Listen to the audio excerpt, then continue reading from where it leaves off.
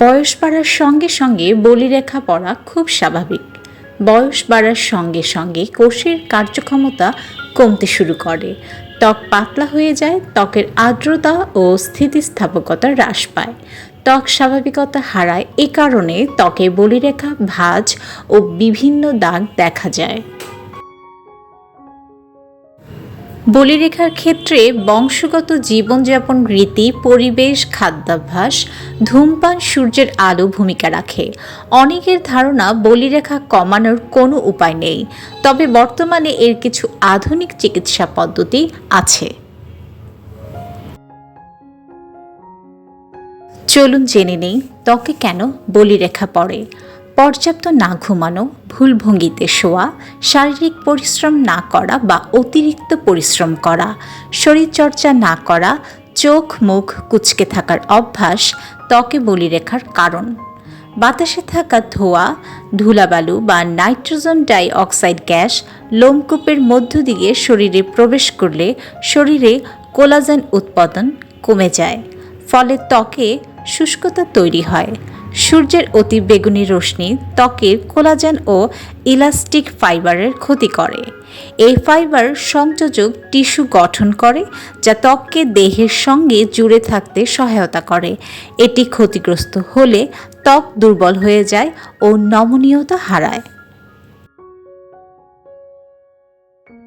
যারা বেশি রোদে কাজ করেন বা বাহিরে দীর্ঘ সময় খেলাধুলা করেন, তাদের অল্প বয়সেই বলিরেখা পড়ার ঝুঁকি বেশি।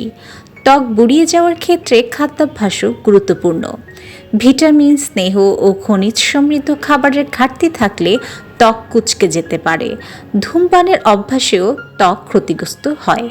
ধূমপান দেহের কোলাজেন, ইলাস্টিক ফাইবার ও প্রোটিওগ্লাইকান তৈরিতে বাধা দেয়, যা দেহের জৈব সংশ্লেষ ও ত্বকের সংযোজক টিস্যুর মধ্যে ভারসাম্যহীনতা তৈরি করে। বলিরেখার জন্য কি চিকিৎসা, আসুন জেনে নেই। বলিরেখা দূরীকরণের সর্বাধুনিক চিকিৎসার নাম বোটক্স। মূলত ইনজেকশনের মাধ্যমে এই চিকিৎসা করা হয়। খুব অল্প সময়ের মধ্যে প্রায় ব্যথামুক্ত উপায়ে বোটক্স করা হয়। 25 বছর বয়সের বেশি যে কেউ এই চিকিৎসা নিতে পারেন।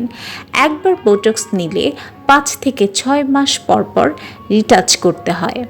সূর্যালোকের ক্ষতিকর রশ্মি থেকে রক্ষা পেতে নিয়মিত সানস্ক্রিন ব্যবহার করতে পারেন। প্রয়োজনে ছাতা বা হ্যাট ব্যবহার করা যেতে পারে। বায়ু দূষণের জন্য সানস্ক্রিন ও মাস্ক ব্যবহার করতে পারেন। এছাড়াও ত্বকের উপযোগী সাবান বা ক্লিনজার দিয়ে ত্বক পরিষ্কার ও ময়শ্চারাইজার ব্যবহার করতে পারেন।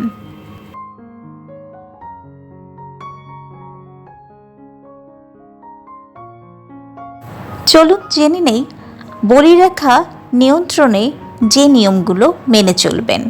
ধূমপান পরিহার করতে ও ওজন নিয়ন্ত্রণে রাখতে হবে। ভিটামিন এ, সি, ডি, ই এবং ক্যালসিয়াম সমৃদ্ধ খাবার গ্রহণ করতে হবে। শাকসবজি ও পর্যাপ্ত পানি গ্রহণের অভ্যাস করতে হবে। রাতে জাগার অভ্যাস ছাড়তে হবে। শোবার সময় মুখ বা গলার ত্বক যেন বালিশের চাপ না পড়ে সেদিকে খেয়াল রাখতে হবে। নিয়মিত শরীরচর্চা করা উচিত। ভাজা পোড়া, বেশি তেলযুক্ত খাবার, বাহিরের অস্বাস্থ্যকর খাবার এড়িয়ে চলুন। মাছ, মাংস, ডিম খেতে হবে নিয়মিত। ফাস্ট ফুড ও চিনি খাওয়া থেকে বিরত থাকবেন।